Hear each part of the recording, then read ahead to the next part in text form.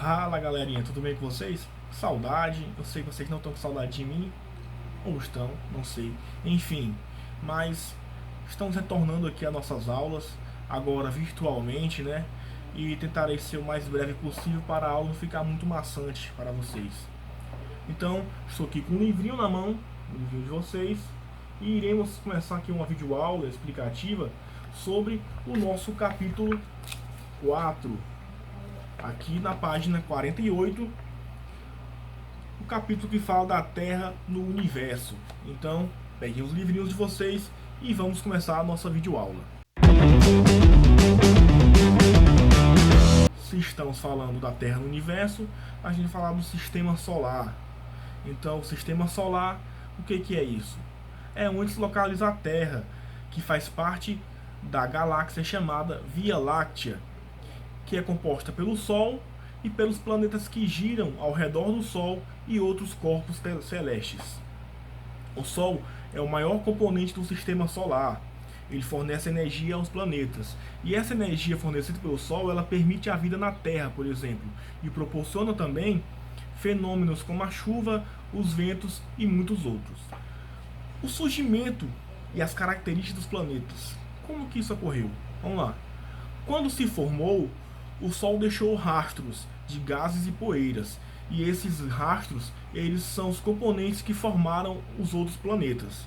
Por isso, eles são constituídos de elementos e substâncias tão semelhantes. As características próprias de cada planeta é o tamanho, a massa, o estado físico e a distância do Sol. Por exemplo, os planetas são compostos e classificados como rochosos, telúricos, né? E gasosos. Os rochosos são aqueles que apresentam uma crosta firme, né? São menores e são mais próximos do Sol, como por exemplo Mercúrio, Vênus, a Terra e Marte. Já os gasosos, eles apresentam núcleos quase sólidos, são maiores e mais distantes do Sol, como Júpiter, Saturno, Urano e Netuno. Há também outros astros em nosso universo, em nosso sistema solar. Isso a gente percebeu através da tecnologia, que é um aliado importante para novas descobertas. Então, através dessas observações astronômicas, descobriram outros corpos celestes, entre eles os asteroides, os cometas, as estrelas, os meteoros e também satélites naturais. E falando em satélites naturais, vamos falar do nosso satélite natural, a Lua. Ela está sempre em movimento, ela gira ao redor da Terra e também ao redor do seu próprio eixo.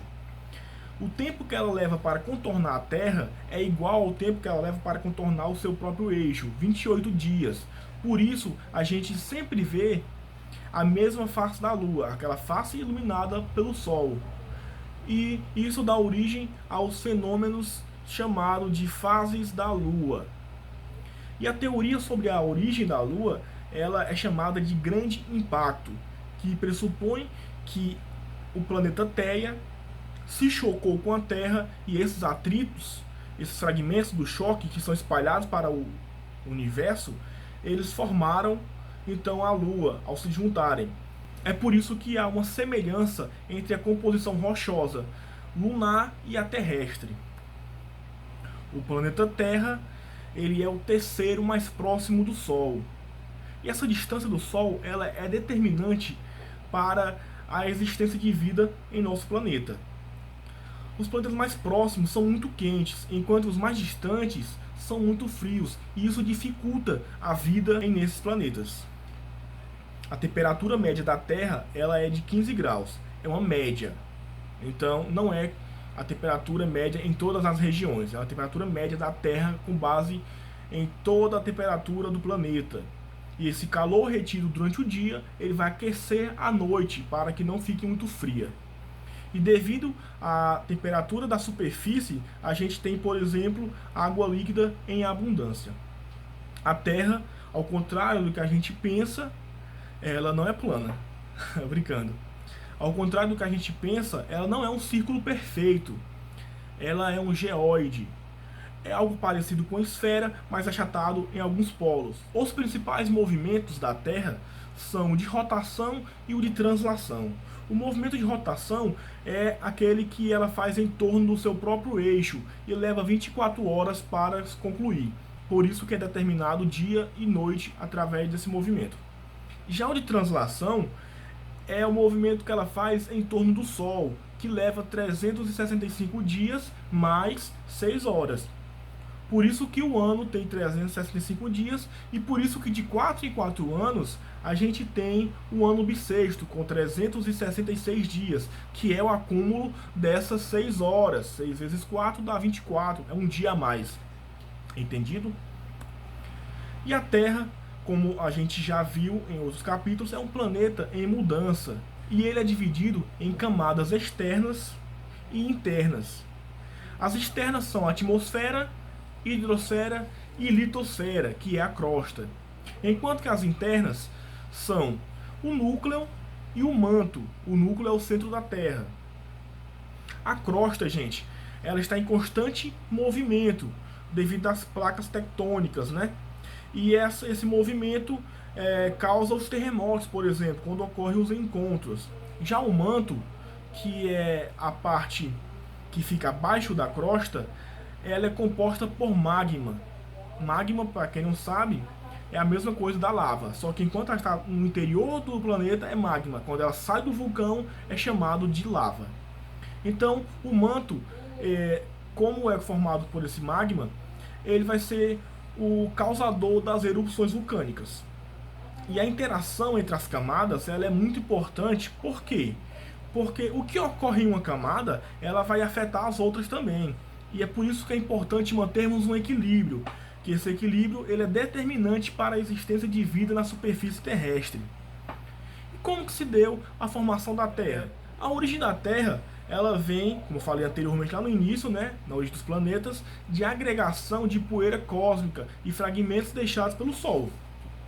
Então a colisão entre essas rochas começaram a elevar a temperatura, que foi se derretendo e se misturando ao material. E aí foi formando o nosso planeta. A litosfera, que é a nossa crosta, levou bilhões de anos para conseguir se solidificar através de um processo de resfriamento e solidificação da superfície. As camadas internas, por exemplo, elas conservam o calor e são responsáveis pelas erupções vulcânicas, pelos terremotos, pelos tsunamis, como já falei anteriormente. E a atmosfera é a camada composta pelos gases, que fica presa à Terra devido à gravidade do núcleo terrestre. E por fim, a hidrosfera é a camada formada pela composição hídrica, pela água na Terra, que foi formada, segundo a teoria mais aceita, por chuvas de meteoros e cometas carregados de gelo/água. E a biosfera? Qual a importância do equilíbrio ambiental para a nossa sobrevivência? É importante saber que a biosfera foi possibilitada devido ao resfriamento da temperatura, a queda de meteoros, a distância social e tudo isso que eu falei anteriormente. Ela sofreu transformações durante milhões de anos, até atingir um equilíbrio natural, um equilíbrio ambiental. Entretanto, a gente vem vendo muitas pesquisas estudando como a gente deve evitar esse desequilíbrio causado pelas intervenções humanas. Hoje, a gente percebe que o desenvolvimento tecnológico surgido principalmente lá após a primeira revolução industrial proporcionou uma intensificação cada vez maior na intervenção humana sobre a natureza, o que tem causado cada vez mais desequilíbrio. E os elementos, eles estão interligados e são interdependentes. Então a água, o ar, os minerais, se altera um, causa um efeito, ou seja, uma reação em cadeia em todos os outros. Então hoje, por exemplo, os resíduos jogados no ar, na água ou no solo acarretam em grandes problemas para a nossa biosfera, ou seja, para a nossa própria vida. Gente, como atividade, eu separei em 2 momentos para vocês, para não ficar muito pesado. Para hoje, para o nosso encontro virtual de mais tarde, eu separei uma atividade do livro das páginas 55, 58 e 59. Enquanto que para a semana que vem, eu separei as atividades do livro suplementar, que vocês vão fazer, e semana que vem a gente vai acompanhar nesse momento do encontro virtual. Então essa aula vai ser dividida nessas 2 semanas. Nessa primeira, vocês vão fazer a atividade do livro, da página 55, 58 e 59, enquanto que semana que vem vocês farão a do livro suplementar, do capítulo 4. Tá legal? Bom dia e até mais tarde.